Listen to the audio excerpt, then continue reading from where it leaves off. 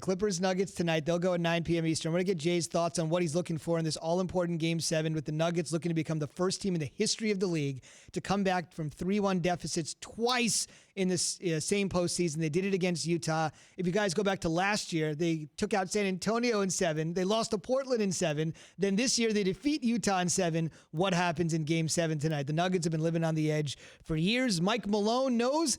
People like Key, they know the Nuggets are always treated like that underdog.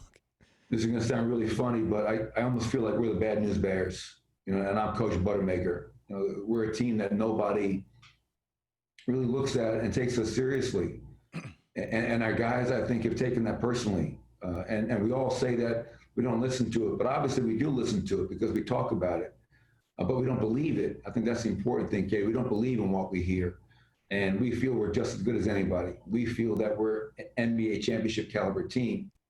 By the way, the Bad News Bears, maybe he was confusing them with the Denver Bears, which was a minor league baseball team out in Denver. That's not what I'm thinking. If you're too young, IMDb that. The Bad News Bears is actually a great flick for the family. Big spot tonight, Game 7, Clippers Nuggets. What are the most important things to watch here? Well, the major headline is that this is the exploitation of Lou Will and Montrezl Harrell.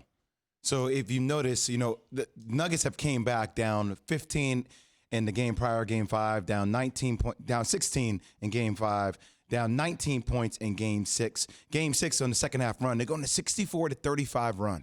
64-35 run. You know how they do it, Zubin and Key?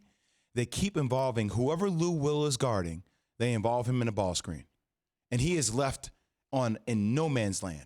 Jokic has been doing the same thing, that all these sets that they run from Mike Malone runs for this team. They get Jokic involved in so many screens. They constantly are putting Montrezl Harrell, who is guarding Jokic, in a help-like position. And Jokic is getting wide-open three-point shots.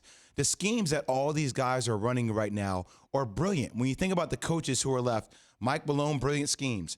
Eric Spoelstra for the Heat, brilliant at schemes. You think about Brad Stevens for the Celtics, brilliant at schemes.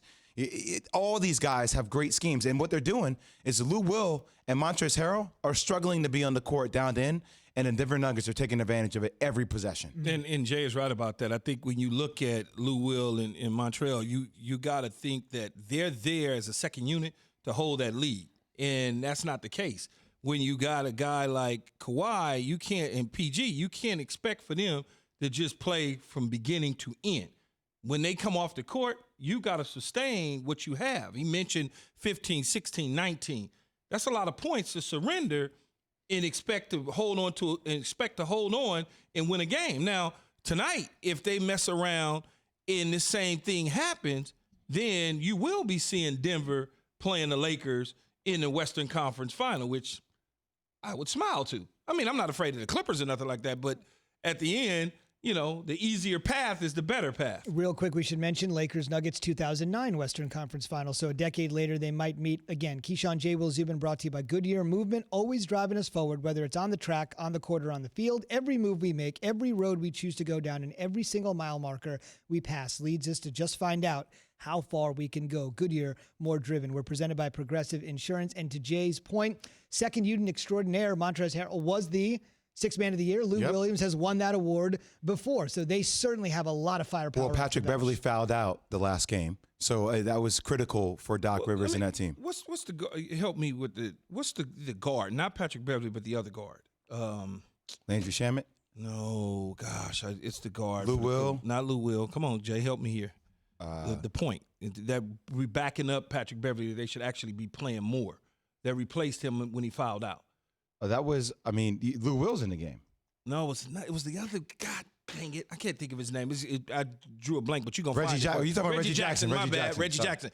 He should be playing more. Mm-hmm. They should actually have him on the floor more, in my opinion. And tell me what you think about that, Jay. No, you're right. You're right. Look, I couldn't think of his name. It's all good. It happens, man. We got a lot of names. We're covering a lot of different sports. It's fine.